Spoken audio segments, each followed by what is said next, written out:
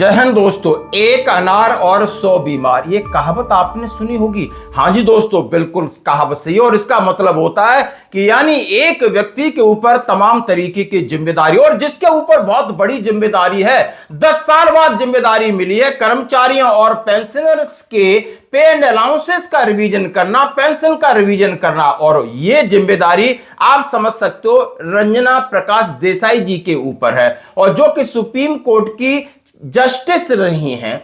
अब वो सेवानिवृत्त होने के बाद भी यानी वहां से वो पद मुक्त हो गई, लेकिन उनके पास कितनी जिम्मेदारी है और जिम्मेदारी लगातार उनके ऊपर बढ़ती जा रही है। और इसको लेकर के आशंका है, भयभीत है, परेशान है कौन? कर्मचारी वर्ग, पेंशन वर्ग। वो चाहता आखिर सरकार ऐसा क्यों कर रही है? क्या रंजना कुमार देसाई जी को इतनी लगातार जिम्मेदारियां क्यों दी जा रही हैं? 8वें वेतन आयोग पर इसका क्या असर पड़ेगा? बुरा असर पड़ेगा। और अब तक क्या है अपडेट, इसके ऊपर करूंगा बात। तो मैंने कहा था ना कि एक अनार और 100 बीमार, तो कहावत ये सही होती है, क्योंकि मैं रंजना कुमार देसाई जी के बारे में थोड़ा सा प्रकाश डालना चाहता हूं। सुप्रीम कोर्ट की सेवानिवृत्त न्यायाधीश न्यायमूर्ति रंजना प्रकाश देसाई को वर्तमान में कई महत्वपूर्ण जिम्मेदारियां सौंपी गई हैं भारत सरकार की तरफ से, राज्य सरकार की तरफ से। बड़ी जिम्मेदारी है कि 8वें केंद्रीय वेतन आयोग की अध्यक्ष बनाया गया है, जो केंद्रीय कर्मचारियों की वेतन और पेंशन की समीक्षा करेगा। इसके अलावा वो भारतीय प्रेस परिषद यानी प्रेस काउंसिल ऑफ इंडिया की चेयरपर्सन भी हैं। और इसके अलावा उनके ऊपर और कौन कौन सी जिम्मेदारी हैं, यानी सरकार के कर्मचारी पेंशन भोगियों के वेतन भत्ते पेंशन की समीक्षा का सुधार करना 10 साल बाद। ये कहां तक सुधार हुआ है? बीच में मैं आपके सामने समान नागरिक संहिता यानी यूनिफॉर्म सिविल कोड के लिए अलग अलग राज्यों की जो मसौदा है ड्राफ्ट कमेटी, और उसकी भी वो अध्यक्ष हैं। चाहे बात करूं उत्तराखंड में ये काम कर रही थी, महाराष्ट्र ने जिम्मेदारी दे दी, पश्चिम बंगाल ने जिम्मेदारी दे दी, गुजरात जैसे राज्यों की जिम्मेदारी पहले संभाल चुकी हैं। इसके बाद लोकपाल सर्च कमेटी की प्रमुख भी हैं। हाँ जी दोस्तों, भ्रष्टाचार रोधी संस्था लोकपाल के अध्यक्ष और सदस्यों के नामों की सिफारिश करने वाली समिति के अध्यक्ष हैं। अब इतनी सारी जिम्मेदारियां और लगातार उन्हें जिम्मेदारी दी जा रही है, तो हमारे केंद्रीय कर्मचारी पेंशन भोगियों को यह आशंका है कि क्या ये 18 महीने में अपनी रिपोर्ट सौंप पाएंगे या नहीं। आखिर उनसे क्या क्या उम्मीद है और अभी तक क्या हुआ है। और जो खबर कल है, और मैं बात करूंगा डॉक्टर मंजित पटेल जी से, जो मेरी बात हुई उनका ऑडियो भी मैं दिखाऊंगा। आखिर इसको लेके आशंका क्यों है? क्या लटक जाएगी सैलरी? रंजना प्रकाश देसाई को मिली बड़ी जिम्मेदारी से चिंता में है संगठन? सरकार से मांगा है जवाब। क्या सरकार से जवाब इस बात को मांगा जा रहा है कि यानी आपने जो समय सीमा तय की है और लगभग नवंबर 2025 के बाद आपने 18 महीने का समय दिया है, और जो आप समझ सकते हो लगभग मार्च अप्रैल 2027 तक इनको रिपोर्ट सौंपनी है, और रिपोर्ट के बाद सरकार अपना कुछ समय लेगी, उसके बाद इंप्लीमेंटेशन का दबाव बनेगा। जैसे कि दोस्तों मैं 6वें वेतन आयोग की बात करूं, और जहां पर आपको मार्च 2028 में रिपोर्ट सौंपने के बाद सितंबर 2008 यानी मार्च 2008, 1 जनवरी 2006 से लागू था। मार्च 2008 में काम समाप्त हुआ और सितंबर 2008 में सरकार ने इसकी घोषणा की, यानी डिपार्टमेंट ऑफ पेंशन वेलफेयर की तरफ से, यानी अधिकृत घोषणा। लगभग यानी 19 महीने लगे थे उसको, 19 महीने लग गए थे, यानी 2006 के बाद। अब उसके बाद 2016 के बाद कितने महीने लगे? 2016 यानी 7वां वेतन आयोग के लिए 12 मई 2017 को अधिसूचना जारी हुई थी, यानी यहां भी लगभग 1.5 साल 18 महीने लगे थे। अभी हम आप कितनी उम्मीद कर सकते हो? अभी आप समझ सकते हो लगभग यानी मिड 2027 तक भी जाता है। 6 महीने सरकार लेती तो आपको 2 साल यानी 24 महीने का इंतजार फिर भी करना पड़ेगा। अब इस इंतजार से क्या फर्क पड़ेगा? पे एंड अलाउंसेस की समीक्षा की जा रही। अब एरियर की बात मैं करूंगा तो सिर्फ आपको पे का एरियर सरकार देती आई है, आगे देगी या नहीं देगी, देना पड़ेगा। तो वो आपको जनवरी 2026 से माना कि जनवरी 2028 तक जाते हैं, तो उसका आपको पे पेंशन का एरियर मिलेगा। अब वो एरियर मिलेगा तो एरियर का मतलब होता है यानी एक मुश्त राशि जिससे केंद्रीय कर्मचारी पेंशन अपना रुका हुआ काम या बड़ा काम कर सकते हैं। नुकसान क्या होता है? अलाउंसेस का नुकसान होता है, यानी जब फाइनली सरकार अधिसूचना जारी करती तो अभी तक जो देखा गया है 6वां वेतन है 7वां वेतन आयोग, उन्होंने अलाउंसेस आपको नहीं दिए, अलाउंसेस का एरियर नहीं दिया।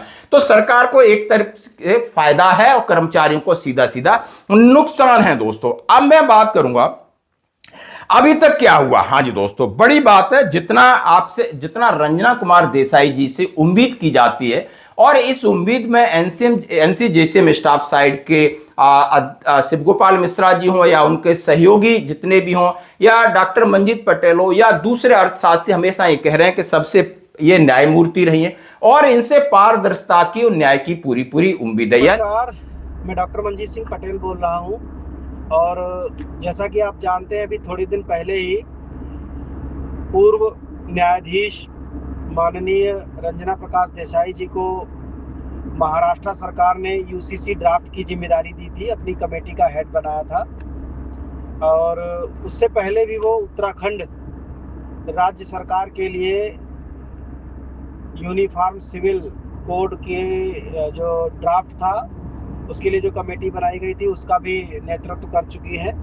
अभी चूंकि 8वें पे कमीशन की लगातार बैठकें हो रही हैं, नवंबर में इसका ऑफिशियल गठन हुआ था, और तब से लेकर के अगर देखा जाए 8CPC बहुत स्पीड में बैठकें कर रहा है, काफ़ी तेज़ी से काम चल रहा था उसका। और हाल फिलहाल में उसने कोलकाता की बैठक भी की है। तो अभी एक खबर आई कि अब माननीय रंजना प्रकाश देसाई जी को पश्चिम बंगाल सरकार ने भी यूसीसी ड्राफ्ट कमेटी के लिए उनको मुखिया बनाया है। वैसे तो ये खुशी की बात है, लेकिन इससे समस्या एक ये हो रही है, कर्मचारियों के मन में, पेंशनर्स के मन में आशंका पैदा हो गई है कि इतनी सारी कमेटियों की जब वो हेड होंगी, इतना सारा उन पे काम होगा, तो ऑब्वियस है कि पे कमीशन डिले हो सकता है। ये बड़े चिंता की बात है, क्योंकि पे कमीशन वैसे ही 1 साल की देरी से गठित किया गया, 18 महीने उसको मिला काम करने के लिए। हम लोग पहले से ही एक दबाव बना रहे थे, रिक्वेस्ट कर रहे थे, गुजारिश कर रहे थे कि 200 दिन में कमेटी इसमें रिपोर्ट दे सकती है, कमीशन अपना रिपोर्ट सबमिट कर सकता है। तो 200 दिन तो छोड़ दीजिए, अब अगर इतनी सारी जिम्मेदारी है, जिम्मेदारी तो होना अच्छी बात है, लेकिन सरकार अगर इसको क्लैरिफाई कर दे कि 8वें पे कमीशन के बाद ही वो काम करेंगी तो थोड़ा अच्छा हो जाएगा। ऐसे आशंकित हो रहे हैं लोग, लोगों को डाउट हो रहा है, लोगों को ये लग रहा है कि सरकार जानबूझ करके डिले करना चाहती है पे कमीशन को। वो मतलब थोड़ा ठीक नहीं लग रहा है। यानी जो भी फैक्ट होंगे सरकार के सामने सही तरीके से रखे जाएंगे, और इसके लिए उन्होंने अपना काम कर दिया है। फाइनल उनकी मीटिंग कोलकाता में हुई थी। इसके साथ साथ उन्होंने कहा है कि यानी सरकार पर दबाव बनेगा, सरकार के ऊपर दबाव बनेगा कि इतने काम है, पारदर्शिता, उनका एक इन्फ्लुएंस है, तो सरकार को अच्छे तरीके से वो समझाने में, यानी सरकार को कन्वे करने में आसानी रही, क्योंकि वो एक महिला भी है। और बड़ा फैक्टर है फैमिली यूनिट का, ये ही एक की, यानी एक बहुत बड़ा फैक्टर है, और यही आप गेम चेंजर होगा, आप समझ सकते हो। यानी ये इसी से सब कुछ चीजें आधारित, निर्भर इसी पे कर रही हैं, और यही मैन आपको देखा होगा सोशल मीडिया या हर कोई इसको ताकत या हथियार के या ब्रह्मास्त्र के रूप में देख रहा है, और बात सत्य भी है। और यहां पर शायद ये हमारी बात बन जाएगी। अब मैं बात करूंगा जिस तरह मंजीत पटेल से मेरी बातचीत हुई, उन्होंने क्या कहा। उन्होंने कहा है कि हाँ, मैं उनको धन्यवाद देता हूं कि इतने सरकार उनके ऊपर भरोसा करती है यूनिफॉर्म सिविल कोड के लिए।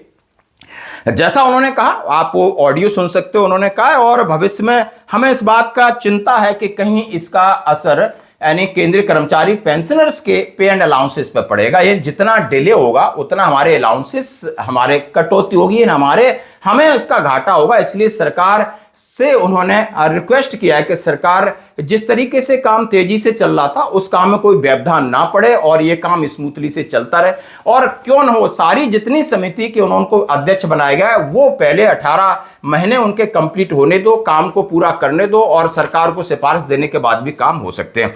इसी को लेकर आप देख सकते हो जागरण ने यह खबर चलाई है कि जस्टिस रंजना कुमार देसाई को पश्चिम बंगाल का यूसीसी कमेटी का अध्यक्ष बनाया गया है। अब यानी पहले महाराष्ट्र की खबर देखी थी, उससे पहले आपने उत्तराखंड की देखी थी, अब थोड़ी चिंता होने लगी कि आगे इनको इतनी जिम्मेदारी न दे दी जाए कि जो उनका मेन काम है, जो मुख्य काम है, जो 10 साल बाद करोड़ों केंद्रीय कर्मचारी पेंशन से इंतजार कर रहे हैं, उसमें कहीं बाधा न पड़े। ये इसीलिए ये खबर है कि केंद्रीय कर्मचारी पेंशनर्स के लिए बड़ी और हैरान करने वाली खबर सामने आई है। पश्चिम बंगाल सरकार ने राज्य में समान नागरिक संहिता 2026 के ड्राफ्ट की समीक्षा के लिए 9 सदस्यीय एक हाई लेवल एक्सपर्ट कमेटी बनाई और इस कमेटी की कमान सुप्रीम कोर्ट की सेवा निवृत्त जज जस्टिस रंजना प्रकाश देसाई जी को सौंपी गई है। तो आप देख सकते हो, यानी हर जगह जिम्मेदारी, आप समझ सकते हो वो अध्यक्ष है, यानी नीचे कोई भी काम करे फाइनल रिपोर्ट सरकार को देनी, तो कितनी स्टडी, कितनी मेहनत, आखिर दिमाग तो दिमाग होता है, शरीर तो शरीर होता है, कितना काम करेंगे। कोई ऐसा नहीं कि सिर्फ साइन कर दिया और काम हो गया, नहीं, पूरी उन्होंने मीटिंग्स करनी है, एनालिसिस करने हैं, सरकार की से बातचीत करनी है, कितनी मीटिंग्स लेते होंगे, आप समझ सकते हो कि इनकी काबिलियत कितनी होगी, आप ये देख सकते हो। लेकिन इस नियुक्ति के बाद दिल्ली से लेकर कलकत्ता तक सरकारी कर्मचारियों के गलियारों में नई चिंता ने जन्म ले लिया है। कर्मचारियों के मन में इस बात की चिंता है कि क्या इस जिम्मेदारी की वजह से 8वां केंद्रीय वेतन आयोग की रिपोर्ट आने में देरी होगी। आइए विस्तार से समझते हैं। बंगाल सरकार ने यानी डिटेल कर दिया, कर्मचारियों के मन में यह आशंका है। ऑल इंडिया एनपीएस कर्मचारी महासंघ ने उठाई मांग। इस पूरे मामले पर अखिल भारतीय एनपीएस कर्मचारी महासंघ के राष्ट्रीय अध्यक्ष डॉक्टर मंजीत पटेल ने सोशल मीडिया प्लेटफॉर्म पर एक्स पर पोस्ट किया कि रंजना कुमार देसाई को बधाई के साथ साथ कर्मचारियों की टेंशन के बारे में उन्होंने कहा है जवाब सरकार से मांगा। अखिल भारतीय एनपीएस कर्मचारी संघ पश्चिम बंगाल सरकार यूनिफॉर्म कोड ड्राफ्ट कमेटी की चेयरपर्सन के रूप में रंजना कुमार देसाई की नियुक्ति का स्वागत करती है। देसाई जी पहले उत्तराखंड यूसीसी ड्राफ्ट, हाल में महाराष्ट्र यूसीसी कमेटी की चेयरपर्सन नियुक्त हो चुकी हैं।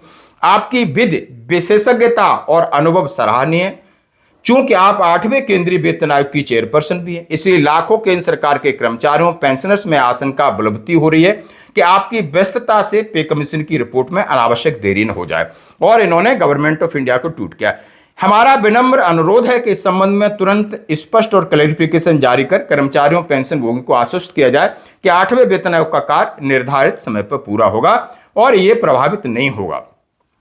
कहां तक पहुंचा है काम, आप देख सकते हो। वेतन आयोग का काम लगातार चल रहा है। हाल ही में वेतन आयोग की बैठकें कोलकाता में समाप्त हुई और दोस्तों जैसा कहा है कि लगभग आप समय देख सकते हो, यानी ये पूरी रिपोर्ट है और चिंता भी करने लायक है। और जिस तरीके से डॉक्टर मंजीत पटेल ने यह प्रश्न उठाया, दैनिक जागरण में आप छपाया, उन्होंने ट्वीट किया सरकार से, आप इस बात को लेकर कितने उनसे सहमत है? क्योंकि कहीं ना कहीं आपका नुकसान होगा, कहीं ना कहीं ये देरी चिंता का विषय होगा, कहीं ना कहीं सरकार पॉलिटिकल माइलेज लेती आई है, क्योंकि सरकार का काम करने का तरीका, सरकार की घोषणाएं, सरकार पहले अपना फायदा देख रही है।